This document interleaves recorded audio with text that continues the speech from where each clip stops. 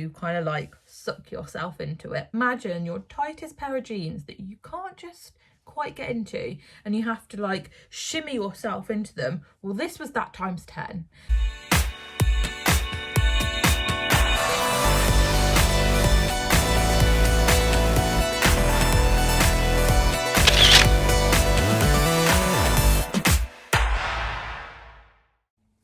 Hi, welcome back to my channel. I'm Sophie and I run the Instagram CROHNSWITHME. So today's video is all about a trip that I took this time last year. So I was going through my GoPro the other day when I found it out of the cupboard and found some footage that I filmed when I was in Iceland last year. So the footage that I filmed was just footage on a GoPro. And I didn't vlog, so there's no vlogging to this. It was literally just footage that I pressed record on my GoPro and just recorded as I went along. So this time last year I was in Iceland and it was a pretty phenomenal trip. We did so many amazing activities and it was one to remember. So my trip to Iceland wasn't a typical trip with family or friends or like a partner. This was a trip with work and with my work colleagues who are kind of like my work family. So there was a really big group of us, and it was phenomenal. I hate that bit of hair. It was such a crazy thing to experience, but absolutely incredible. So when I was in Iceland, one of the activities that we did was snorkelling in SILFRA. Now, it was crazy, but amazing. So essentially, using one of the tour guides or the sort of tour companies, which was Dive.Is, we did the snorkelling in SILFRA. This is snorkelling between the continental plates. So you snorkel through the North American and the Eurasian continental plate. So you're effectively swimming through where the earth divides, or where the tectonic plates divide. Mental. I still can't get my head around the fact that this is something that I've done. It was absolutely crazy, but absolutely amazing too.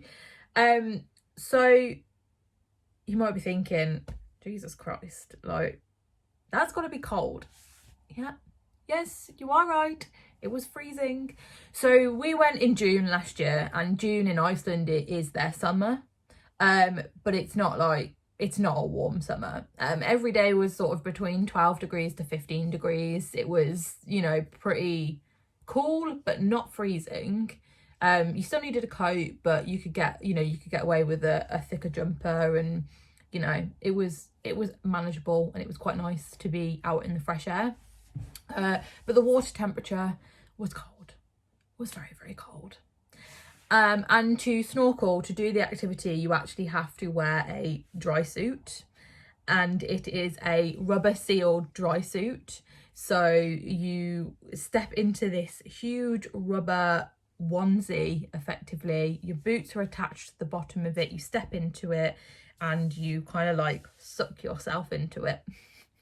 Now, this was a task in itself, and this was absolutely hilarious because there was a huge group of us trying to get into these suits, and it was literally like, imagine your tightest pair of jeans that you can't just quite get into and you have to like shimmy yourself into them. Well, this was that times 10. We were like yanking it up each other, like pulling the suit up, like trying to get it on, and yeah, it was hilarious to do that. But once you got it on, yeah, it was on. It was like skin tight and you were fully sealed. So your arms were sealed, your neck was sealed, like you were fully sealed in this suit.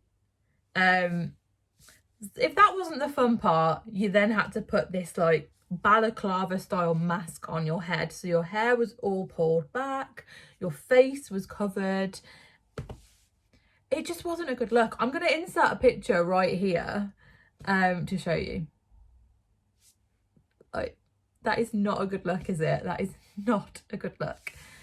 But, you know, it's what you need, because that water is really, really cold, and these suits keep you warm.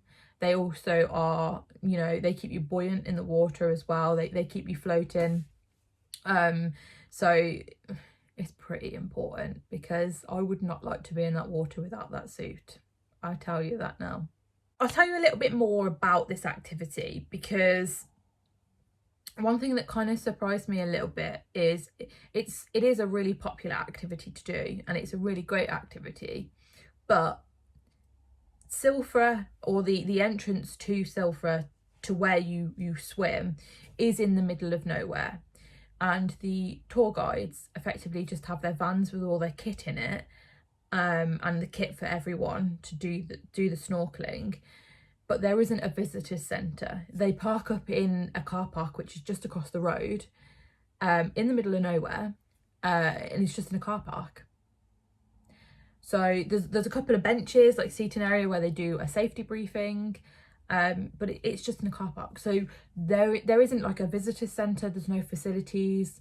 There's no refreshments. There's no toilets. So for my IBD family out there, just be warned. Like, if this is something that you want to do, you know, do it. I'd recommend doing it, but just make sure that you can cope for, you know, a longer period of time without needing to use a toilet, because you're in the middle of nowhere. There isn't any. Luckily I didn't have the urgency of that. I didn't have a problem with that. I was very, very well at the time. But even so, you know, if I hadn't been, I probably would have taken a load of Imodium. That probably would have that will sort you out for a couple hours at least. So in the whole experience, that was probably my only one little critique, is that there are no facilities. So, you know, you're in the middle of nowhere, and if you gotta go, well, you can't do it in comfort. There were about 20 of us in our group doing the snorkeling, and they split us up into groups of 5. So we all had a smaller group with our own guide, and we all went into the water and did the snorkeling separately in groups. I stayed at the back, so my group was the last group to go in, purely because I didn't want the pressure of, in case I was a bit slower, you know, I didn't want the pressure of having people behind me and needing to move quickly. I will say there was absolutely no pressure at all. You take your time. They allow you to take your time. They are there to help. They are there to help you enjoy it. And the guides are great at that. They are so friendly, and yeah, they're there to make sure you enjoy it more than anything. It was quite nice to go last, because we could watch everyone else go into the water, and then we were just relax into it, and it was nice. It was really, really good. So I must admit, when I signed up to do this, I wanted to do it because I wanted to push myself out of my comfort zone, which is, it 100% did that. But I was also I was scared, because I knew that the water was going to be cold, and it does say you have to be a good swimmer, and you do have to be a good swimmer, but that, I wouldn't say, you know, that's not sort of a detrimental thing. That's not something you should worry about, because, you know, when you're in the suits, you're very buoyant anyway. You just have to be stronger to be able to push yourself along. You know, you're buoyant and you're floating, but you just gotta swim along and keep moving. But I was just more scared about the coldness of the water, and it was cold. It was cold. Now, a fair few of us had a fair few drinks the night before. It was great for the little bit of a hangover that I did have. It's refreshing. That is all I'm going to say. It is refreshing. Now I've told you a little bit about it, it's incredible.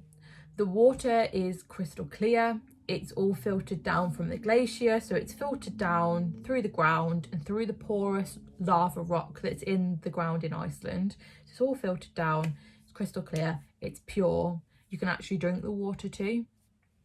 So it was amazing. It was absolutely amazing to see. One thing that I will say that I wasn't prepared for was when you're swimming along, there gets to one point where the bottom kind of becomes no longer. It sort of drops off and there is no bottom, and you can see straight down effectively.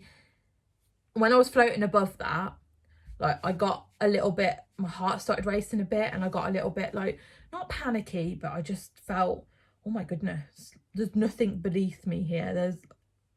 There's absolutely nothing. It was like a black hole. It was so good. But I would 100% recommend, if you're thinking about going to Iceland and if you're thinking about doing this kind of activity, do it. You know, it's super fun. It's a once in a lifetime activity. The guides are there to help you. They are there to guide you. They made jokes with us. They were super funny, and they really relaxed everyone, put everyone at ease. It was serene. It was quiet. It was oddly very relaxing. But I will apologise for the video quality. Now, as I said, I didn't vlog. I literally just had my GoPro on me, and I just held my GoPro and just filmed as I was swimming. So there are some areas that are a bit shaky, quality is probably not very good, but you can kind of see the journey that we took through, and you can see, you know, around, and you can see the lava rock, and you can see the split in the earth. It was pretty awesome. Be sure to like, subscribe, hit the bell, and leave a comment. I would love to hear if this is something that you would love to do, or if you already have done this. I'd love to hear about your experience. So leave me a comment below. So I'm going to get into the video and show you what I got up to this time last year. Enjoy.